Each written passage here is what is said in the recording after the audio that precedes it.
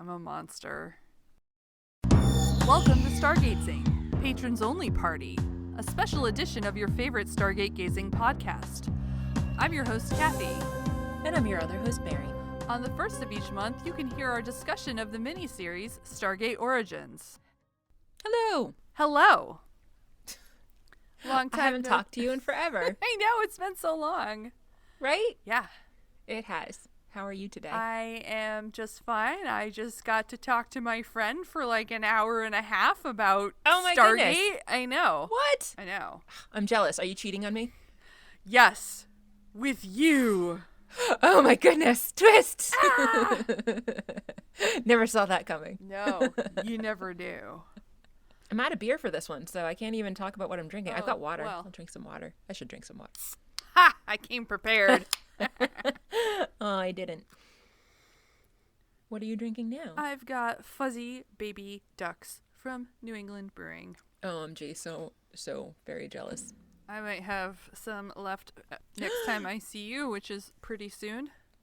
Like tomorrow? Like tomorrow? Yes. So yummy. Yeah. Riding the rainbow. Fantastic. Yeah. I just love everything about it. It's delicious. It's got great can art. It's just a great beer. Wonderful. And it's got a fun name. It sure does. What does it say on the bottom this time? It says O'Doyle Rules on the bottom. Nice. Oh my god. What was that Nebco. from? It is a silly place. God, what was that? Oh my god, it was from Billy Madison. Now I'm blanking out on it too. Was it Billy Madison? Okay. Yeah. Thanks a lot, O'Doyle. Nice meeting you. I was actually thinking Arrested Development for a second, but no, that's not right. Steve-O! Oh, I forgot. I have not watched Billy Madison in like 20 years. Anyway. Wow. Yeah, that was an awful movie, but I still really enjoyed it back in the day. Something about early Adam Sandler movies. They're just entertaining and... I don't know that it would hold up. Like, if I watched it now, I don't know that I would enjoy it I know, right? in the same way that I did back then, but I used to like that movie. But that has nothing to do with the episode we're talking about today, does it? It does not. No, as our random intros rarely do have anything to do with the episode we're talking about. What are we talking about? Today we're going to talk about Stargate Origins. Season only 1. Episode 2. Yeah. No name. Very original name. Yes. It's really hard to get out of the what is it? The groove there. Yes. SG1 Season 2 Episode 19. Blah, blah, blah. Right. Exactly. Stargate Origins Season Nothing Episode blah blah. Yes. Anyway. Yeah. So this episode picks up where we left off. Random Nazi guy is manually dialing, and it seems that they're supplying power to the gate from their Jeep directly, so I was wondering how they were going to be getting power. That's how they get power to it. The Nazi lady resumes recording, and Brücke, not Rucke, Brücke, Okay. Brücke starts talking, but then they have a debate about which of his sides is his good side. Apparently, the Nazi lady likes his scarred side because he's got quite a prominent scar on his face. And then they talk about which of her sides is her good side, even though she's not on camera. They finally make their decision. She resumes recording, and they continue dialing and lock in the 7th chevron. Trip Langford is very worried that they're going to damage the artifact. Everything starts to shake, and the air sounds all crackly with electricity. Brücke, talking into the camera, says all will bear witness to the great power, like never seen before, that has been waiting for him to wake it up after eons of slumber. Catherine is looking very concerned at this point as she's still being held in place by other random Nazis along with her dad. And then the wormhole forms and stabilizes. So what she told us in SG1 about not knowing anything about this being a wormhole or being able to form wormholes was total BS, apparently. Yeah. And it's a good thing that everybody was standing quite a ways back because they could have very easily been vaporized if they were standing just a little bit closer. So convenient placing. Yes. Yeah. So with the opening of the wormhole, everybody is completely stunned. Brooke says it is beautiful and continues talking into the camera, talking about how imagine how much more advanced we could be if we'd gotten this technology sooner. Imagine what we could have accomplished. But imagine what we can still accomplish now that the wonders of the universe are ours and I can go out and bring them back. He declares for Hitler and for Germany, and of course all of the men salute back. One of the guys here I noticed had a really loud, squeaky voice with upspeak at the end. So he stood out like way more than the other guys that were there, at least to me anyway. I did not notice that. Well, now you have to go back and watch. Apparently, yeah. Yeah. He also said it like slightly after everybody else did too. So I rewound it because I was like, wait, am I hearing things? No, I wasn't. So Trip Langford says, "This is madness." Leonidas busts in and kicks a Nazi into the gate and yells, "This is Sparta!" And then Brooke says, "This is genius, the future and a gateway to another world." And talks about how on the other side, Leonidas leaves because he's not relevant to this. And Professor Tripp is like, what now? Other side? No, we can't go through that thing because it could kill us. Brooke argues that, well, Columbus didn't let uncertainties like that stop us, but I guess we could at least test it first. So he approaches the gate and calls one of his men up. He asks the guy if he's ready to be a good servant to his Fuhrer, and so, of course, the guy says he is, and salutes. They salute each other, in fact.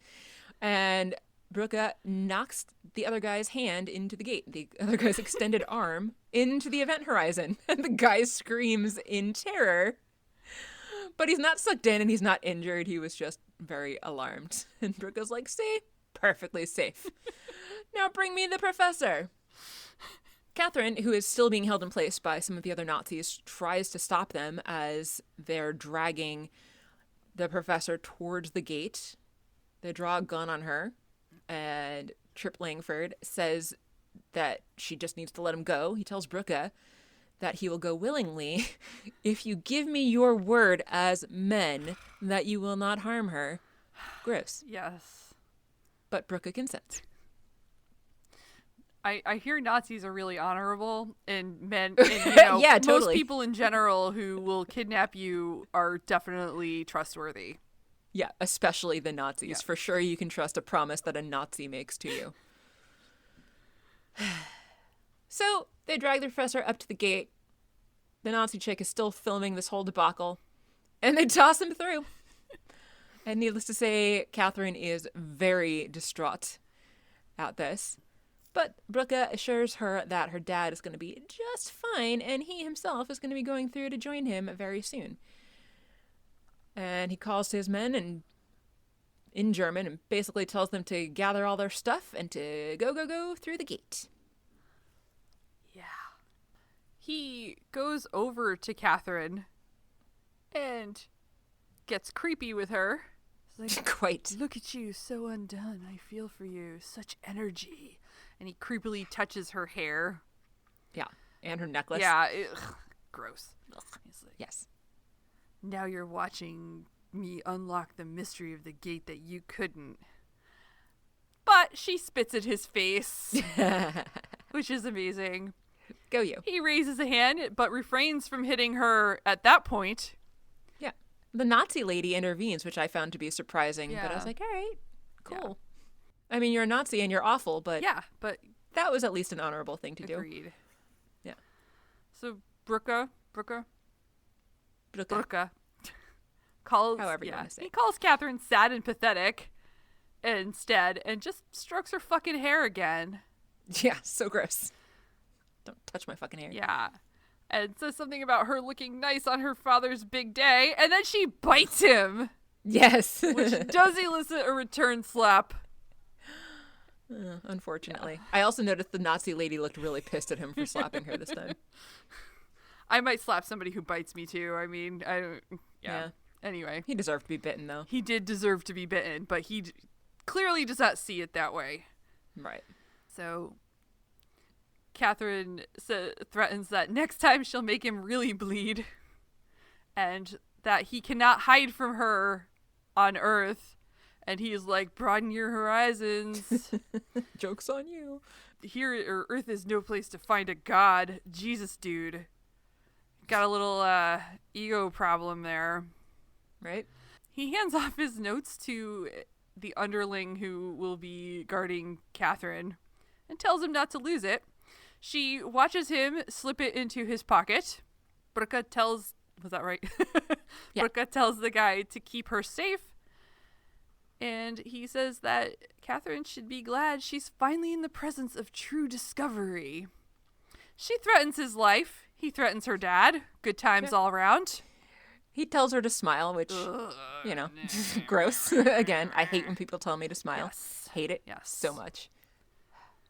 Yeah. Especially, like, as a person with depression, constantly having men be like, oh, you should smile more, or you'd be pretty if you smiled. Like, no, fuck off. I'm feeling super depressed right now. Not lately, I've been feeling good. But, like, historically, I'd be super depressed and people would be like, smile. No. The only nice thing about wearing a mask, because it clearly does nothing, Mary, is that fuck off, Kathy. Is that yes, it does. other people don't see my face, so I can make whatever face I want under there. And for the record, Kathy's only joking and referring to something I said in the other episode. Yes, this is not a... Kathy knows that masks are great. Masks are wonderful. And that's why I hang out with her, because she believes in science. I do. Science is real. From the Big Bang to DNA, science is real. From astrophysics to the Milky Way, or evolution. I don't remember the lyrics. Anyway, that's the They Might Be Giants song. I don't either. And you'd think I would, because it's the only kids' music that I will listen to when I'm with my niece and nephew. A scientific theory. And they love it, so it's great. great. I'm turning them into little nerds. That's It's awesome. fantastic. I gave my nephews They Might Be Giants CDs long ago, and I am pretty sure they probably never listened to them. So My nephew wants to be a paleontologist, and I have heard him singing the paleontologist song from that. Yeah, exactly. That one. That's who I am. That's who I am. He loves that song. Danny Weinkauf wrote that and performs it as well. He has his own kids' albums as well, which actually there's a song about the kidney that's lived in 4 people. I forget what it is, but I really enjoy it because it's about a girl who... her brother needs a kidney transplant and they do that, but then it doesn't take, so kidneys transplanted into somebody else, so that it's been inside 3 people, but then they're like, oh, but it was also inside her mother because Sydney was inside of her mother, and I was like, oh my god, that's so fun. Anyway, crazy. And also technically possible. So that's cool. a tangent. Yeah. Anyway, I like they're kids songs, but I still enjoy them on occasion. All of them kids songs. Yeah. Anyway. Catherine threatens that she will find him. And then Brooke takes a moment at the event horizon before stepping through, which I appreciate when people take a moment to awe at this. Looking at it with wonder. Yeah. And then the gate, having been open just long enough that the plot needed it to be, shuts off. It's surprising. I know. Catherine is then with the underling left behind to care for her. He's tied her up, and she asks if she could get him to untie her, and he says something I didn't catch. I didn't either. But it was clearly inappropriate, because she's like, ew, no. And then he says no, so she calls him a pig. He looked very disappointed, too. Yeah.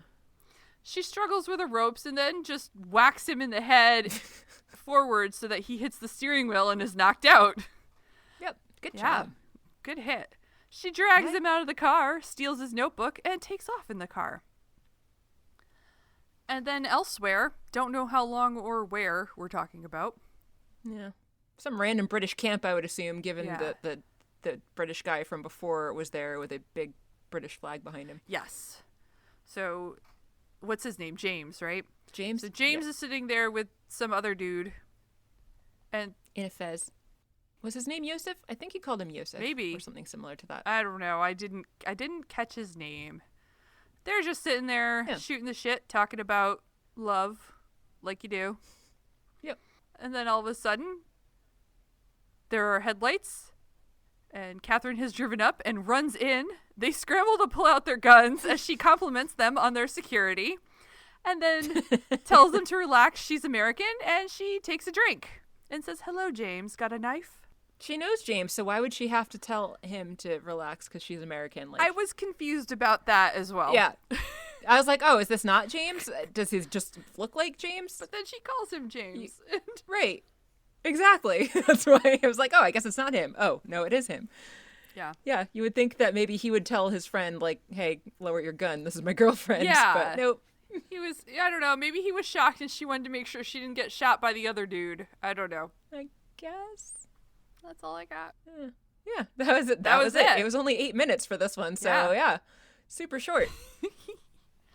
Did you like the episode? I'm gonna say yes for the second half of it, where Catherine bites and escapes and fair is gearing up to be a badass rescuer. Clearly, I think so. I enjoyed that. What's his face? The German dude is a creepy egomaniac monster. Yes. But yeah. Anyway, so for what it was, I enjoyed it. Yeah. How about you? I did, for the most part. It always, I mean, I know, like, artistic license and all that. It does always annoy me, though, when there's, like, a thing that I really love and then they make prequels to it that contradict stuff that they establish in the thing that I really love. So that annoyed me to a certain extent, but I still enjoyed the characters. I did actually enjoy Catherine a lot for being, like, pretty tough and able to stand up for herself.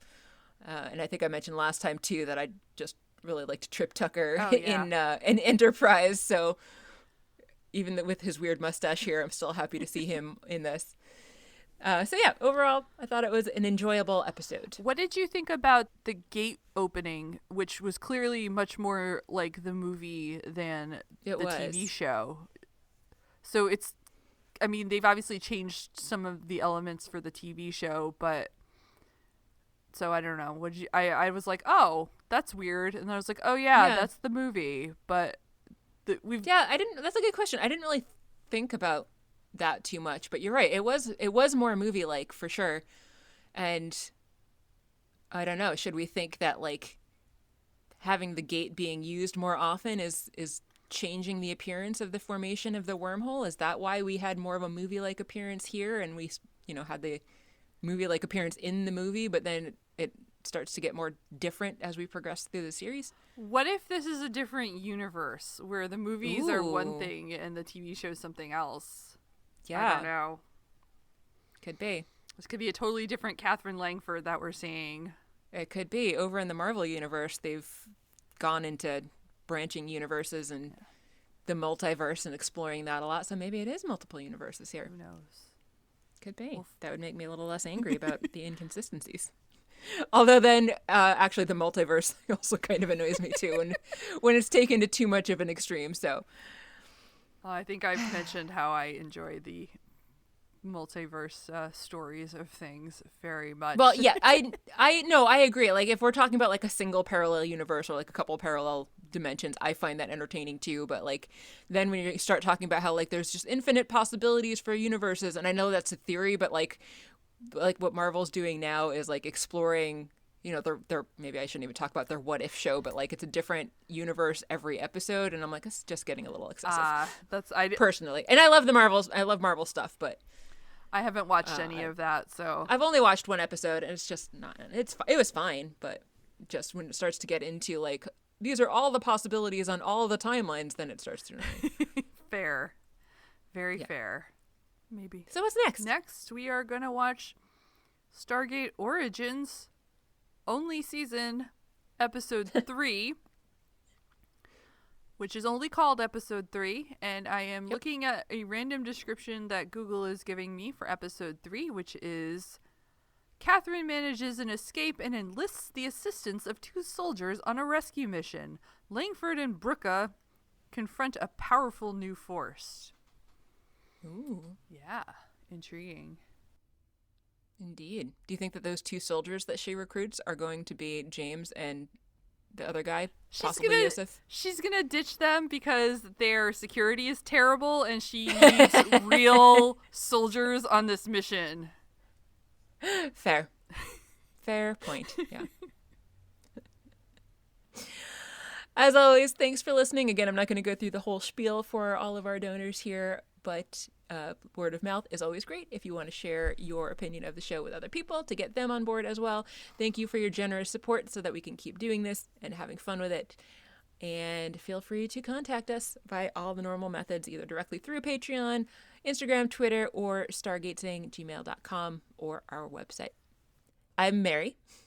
I'm Kathy. And you've been listening to Stargatesing for patrons only. The end. The end.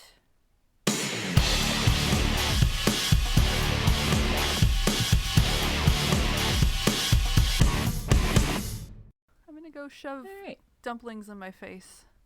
Delicious. Yeah. Okay. Kathy shoves dumplings in her face. That is an excellent and appropriate name. Yes. Thank you.